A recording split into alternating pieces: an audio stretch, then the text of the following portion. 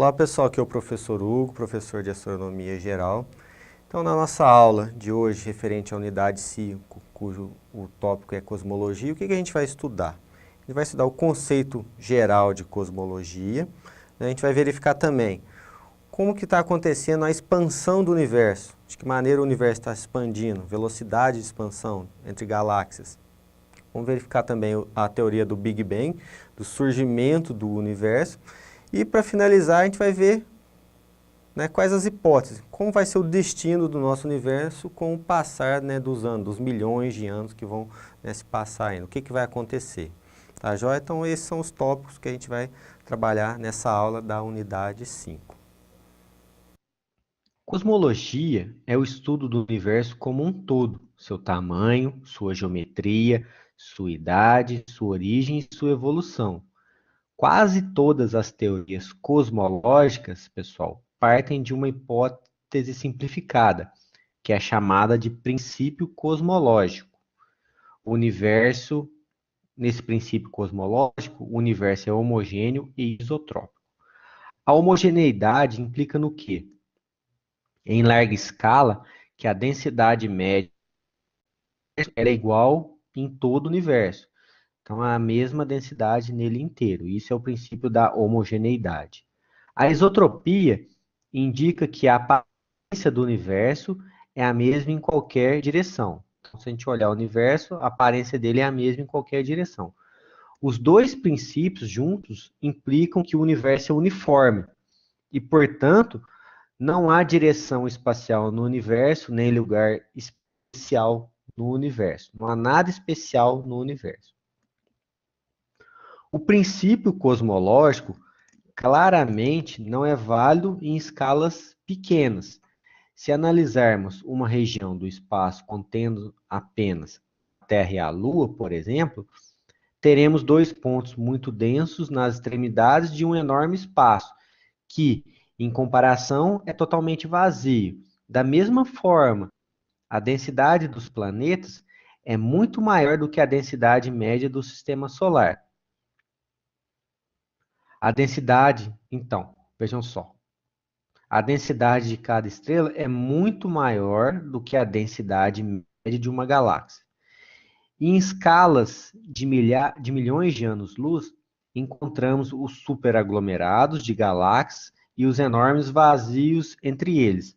Mas se vamos para escalas ainda maiores, de bilhões de anos-luz, daí vemos o quê? Que a distribuição fica uniforme, ou seja, em escalas muito grandes, o universo ele parece realmente uniforme e o princípio cosmológico ele fica sendo válido.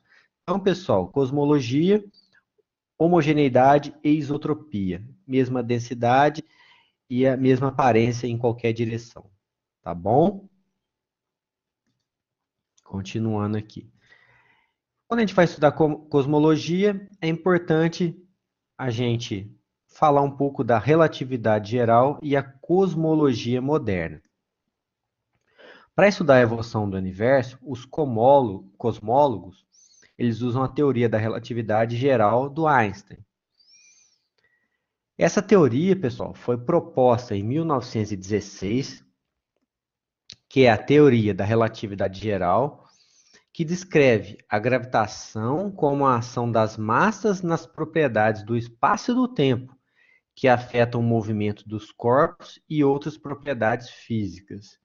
Enquanto que na teoria de Newton, o espaço é rígido, descrito pela geometria euclidiana. Na relatividade geral, o espaço-tempo é distorcido em função, né, da matéria que ele contém.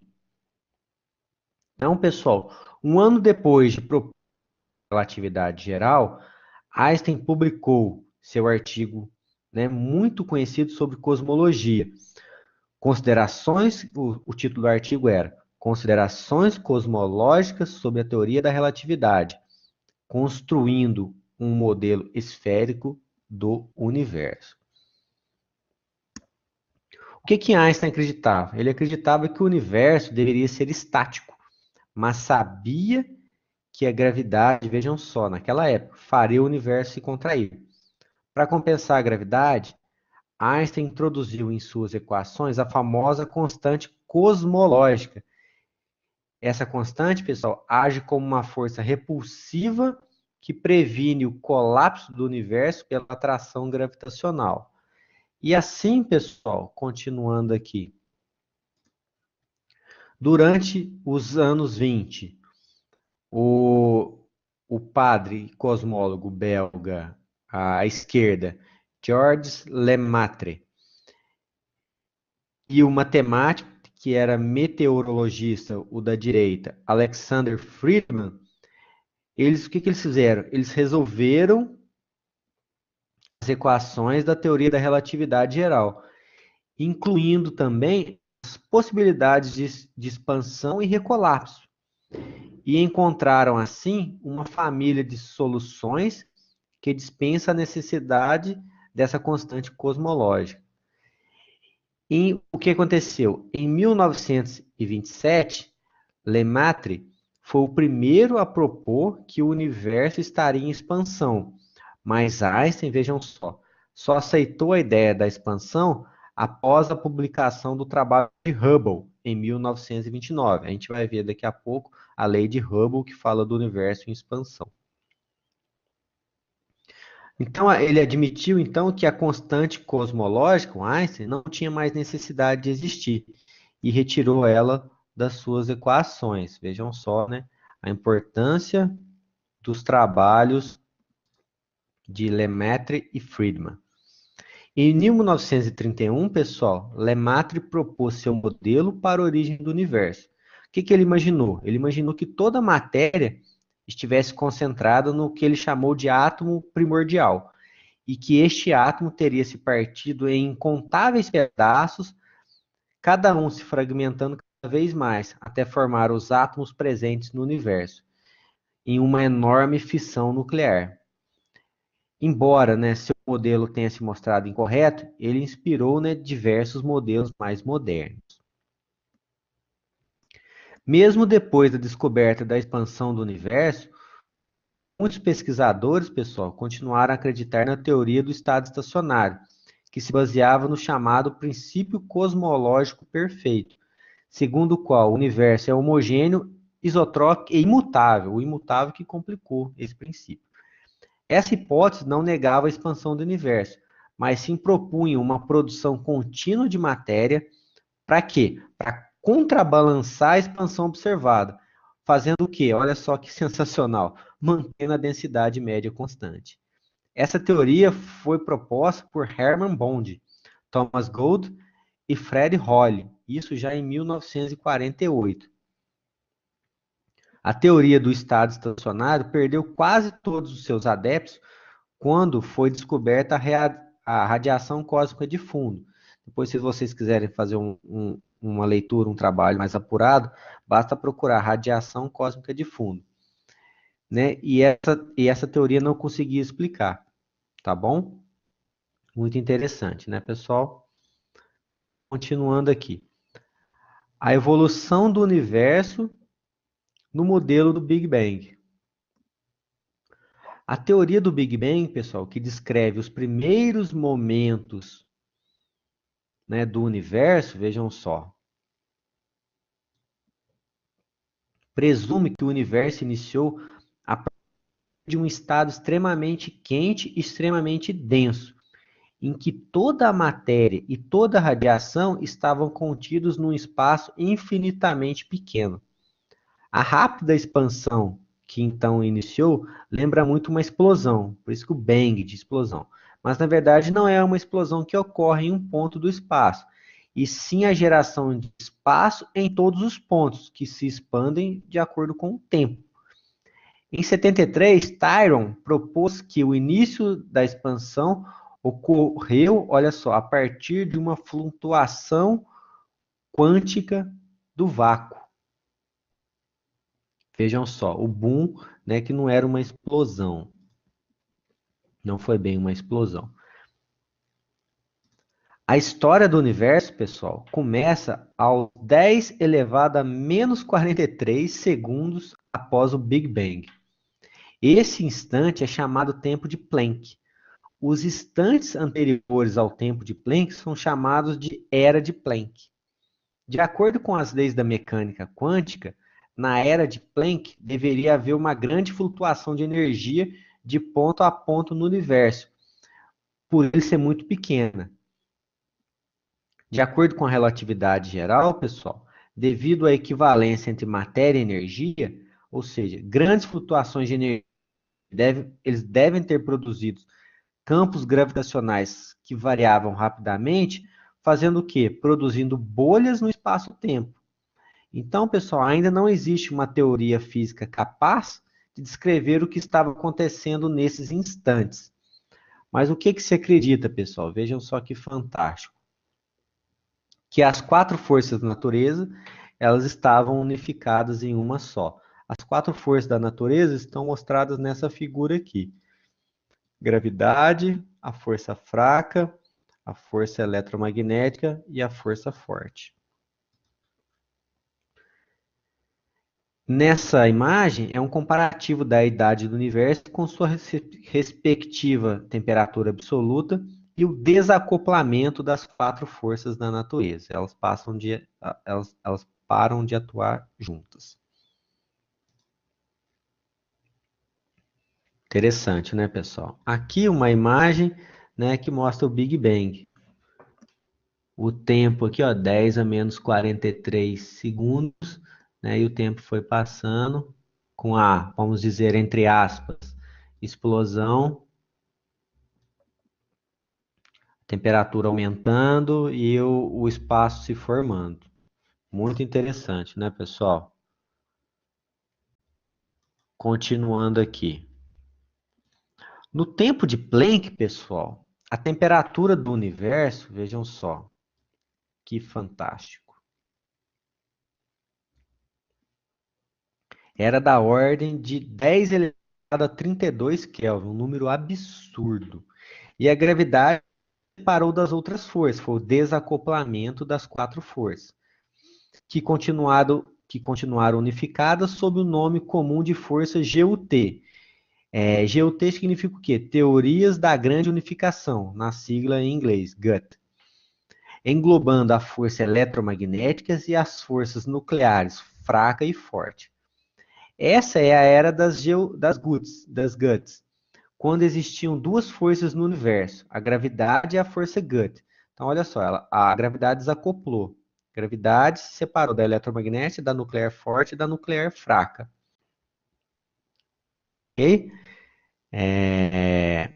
Essa era durou, vejam só, apenas 1 nanosegundo. O que é 1 nanosegundo? 1 vezes 10 elevado a menos 9 segundos. Quando o universo tinha 10 a menos 35 segundos, a temperatura era da ordem de 10 elevado a 28 Kelvin. Então, as teorias da grande unificação predizem que a força nuclear forte se separou da força eletromagnética, e da força nuclear fraca, que foi chamada de eletrofraca. Nesse instante, pessoal, o universo ficou dominado por três forças: gravidade, nuclear forte e força eletrofraca, que é a união da eletromagnética e nuclear fraca. Sensacional, né, pessoal? Vejam só o tempo de Planck aqui, ó. Essa era a equação. Magnífico, né?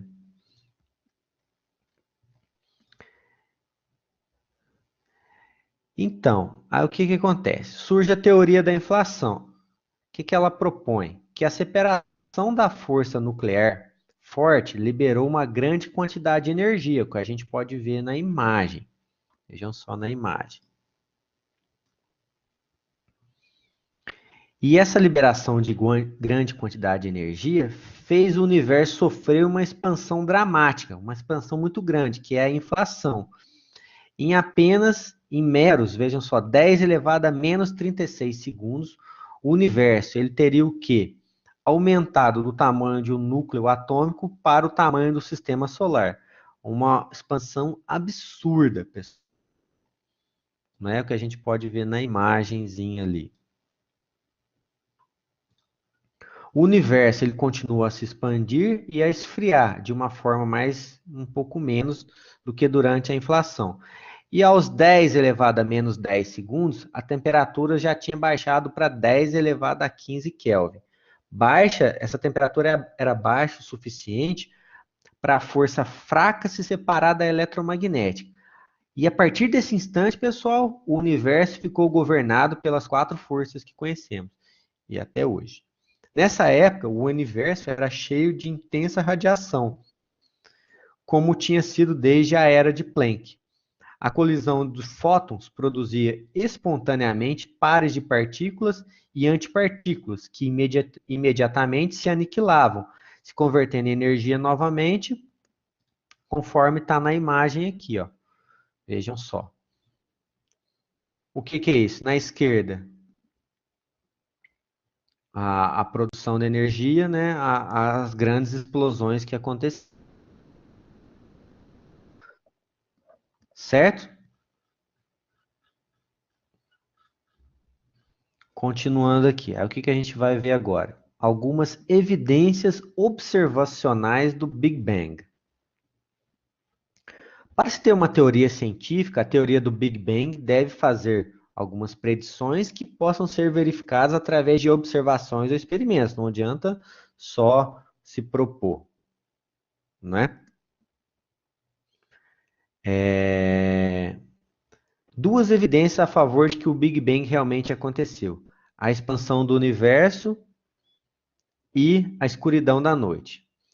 Uma outra evidência é a abundância observada de hélio no universo.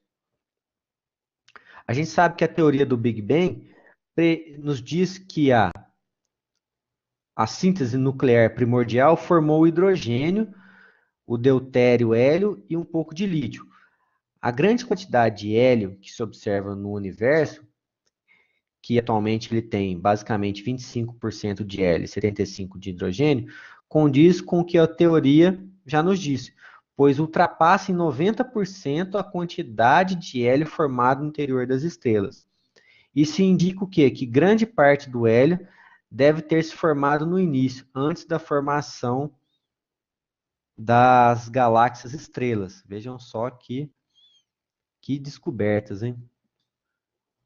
A principal descoberta que deu aceitação definitiva à teoria do Big Bang foi em 1965, com a RCF, que é a radiação cósmica de fundo, que a gente vai falar um pouquinho dela a partir de agora. Os radioastrônomos, o Penzias e o Wilson, dos laboratórios Bell, nos Estados Unidos, eles estavam trabalhando, vejam só, na calibração de uma antena de micro-ondas. Essa antena seria usada para comunicação por satélites. E eles perceberam que todas as medidas apresentavam ruído. E o ruído dessa fonte eles não conseguiam descobrir qual era. Por mais que eles tentassem suprimir esse ruído, ele sempre permanecia, independentemente da direção na qual eles estavam apontando a antena, como se fosse uma emissão, né, que vinha de algum lugar, de todos os pontos do universo.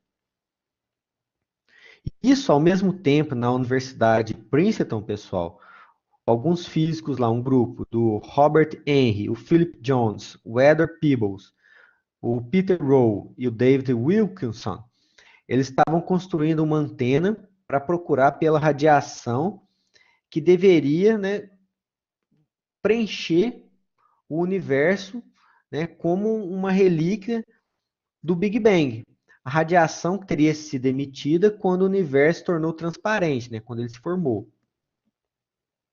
Eles calculavam que, pela expansão do universo, essa radiação que tinha 3.000 Kelvin, quando foi emitida, deveria ter atualmente uma temperatura de poucos Kelvin, que ela foi, né, abaixando a temperatura. E ela poderia ser detectada com micro-ondas. A existência dessa radiação, pessoal, com temperatura atual, vejam só, relativamente baixa, né, em 5 Kelvin, ela já havia sido, né, predita em 1948 por Ralph Alpher e Robert Herman, né, que eram associados de George Gamow. Penzias e Wilson, eles souberam do trabalho do grupo do Dick, né, que eu mencionei anteriormente, e eles acabaram percebendo que o que eles supunham que fosse um ruído era, na verdade, a radiação remanescente do estado quente em que o universo se encontrava no início. Vejam só que magnífico. Em 1978, eles receberam o Prêmio Nobel pela descoberta da radiação cósmica de fundo. Vejam só. E como foi feito esse mapeamento da radiação cósmica? Então, em 18 de novembro de 89, a NASA lançou um satélite, o COBE, Cosmic Background Explorer, operando, né, na faixa de micro-ondas para analisar detalhadamente essa radiação do fundo do universo. Como planetas, estrelas, galáxias e nuvens de gás emitem muito pouco micro-ondas, o satélite podia ir diretamente à luz que o universo emitiu quando passou de opaco para transparente, na chamada época de recombinação, que era aproximadamente 380 mil anos depois do Big Bang. Os dados obtidos pelo satélite COBE, pessoal, são sensacionais. E eles mostram, né? Vejam só, os dados que o satélite obteve, eles conseguiram mostrar a existência, né, dessa radiação cósmica de fundo, né, remanescente da explosão do Big Bang. Vejam só o mapeamento que ele fez, né, do globo da Terra. Essa imagem aqui, ó, é um mapa da anisotropia da radiação cósmica de fundo, que foi detectada, né, pelo satélite COBE em 1989. Sensacional, né? Continuando aqui, é interessante a gente falar da lei de Hubble. A lei de Hubble, pessoal, determina a velocidade de afastamento de uma galáxia em relação à Via Láctea a partir da distância estimada dessa galáxia. A lei de Hubble determina de que maneira? Através dessa formulação aqui, ó. Velocidade é igual a h0 vezes d, onde h0 é a constante de 71 mil km por segundo vezes megaparsec, dividido pela distância da galáxia, vezes a distância da galáxia, né, em megaparsec. Essa é a lei de Hubble, né, que eu já tinha falado anteriormente. E sobre a expansão do universo? Para que isso? A lei de Hubble proporciona uma evidência de que o universo está em expansão. Por quê? Para entender melhor, a gente vai usar a expansão, o bolo de passas que vai ao forno. Então, pessoal, imaginemos um bolo recheado de passas. Vejam só. Antes de ir ao fogo, o bolo tem um tamanho menor e as distâncias entre as passas são menores. Quando ele vai para o forno, o bolo dobra de tamanho e a distância entre as passas aumentam também. Vejam só. Aqui as passas estão próximas e aqui elas estão. Essa é a lei de Hubble, é a velocidade de afastamento. Ok? Olha só, a gente pode analisar como variam as distâncias das passas em relação a uma passa de referência durante o aumento do bolo. Então, a gente considera no T0 uma distância inicial zero, depois que ele expandir, a gente calcula o quanto ela expandiu. Então, essa é a lei de Hubble, pessoal.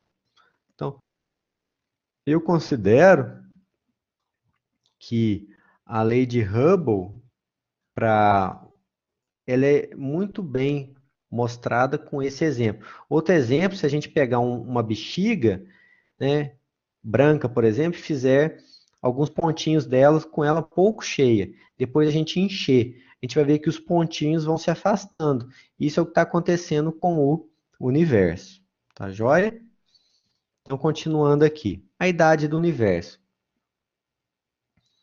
A gente pode estimar a unidade do universo. Vejam só, se o universo está expandindo, então ele era menor no passado. Se pudéssemos voltar atrás no tempo, a gente ia ver que as galáxias cada vez mais próximas das outras, à medida que fôssemos retrocedendo no tempo. E podemos imaginar que chegaríamos num instante que que compõe o universo estaria reunido num pontinho. Vejam só que sensacional isso. Esse pontinho que explodiu, né, o universo em expansão, e tem o que nós temos hoje. Nós chamamos o que de Big Bang ao evento inicial que deu origem ao universo, iniciando a sua expansão. Esse nome foi proposto em 1950 por Fred Hoyle, que era adepto do modelo estacionário para o universo, e pretendia, com esse nome, desmoralizar o modelo evolucionário. No entanto, que atualmente é o nome usado tanto popular quanto tecnicamente para designar as teorias que tratam da origem e evolução do universo. Se o universo teve um início, podemos calcular sua idade. Supondo que a velocidade de expansão foi constante desde o Big Bang até hoje, a gente pode estimar a idade do universo calculando o tempo que as galáxias distantes, movendo-se à mesma velocidade de hoje, levaram para chegar onde estão, que a gente chama esse tempo de T0. Aqui eu vou mostrar para vocês a dedução, tá? Não vamos entrar em detalhes, importante a gente chegar aqui. O universo tem aproximadamente 13,7 bilhões de anos. Partindo de tudo isso que eu disse anteriormente, a gente consegue tentar, a gente pode tentar não, a gente mostra, né, aproximadamente a idade do universo em função, né, da lei de Hubble e expansão. Se a gente sabe a posição de uma galáxia, né, a gente consegue determinar o tempo que ela demorou para chegar nessa posição. Fantástico, pessoal. Isso é sensacional. Então, aproximadamente 13,7 bilhões de anos. Tá ok? Então, pessoal, como será o futuro do universo? O fim do universo é um tema da cosmologia física. As teorias científicas, né, opostas predizem que o universo terá duração finita ou infinita. Uma vez que a noção de que o universo iniciou com o Big Bang se tornou popular entre os cientistas, o destino final do universo se converteu em uma pergunta cosmológica válida, dependendo da densidade média do universo e da taxa de expansão. Segundo as teorias cosmológicas atuais, a quantidade de matéria que há no universo é a que vai decidir o futuro do mesmo.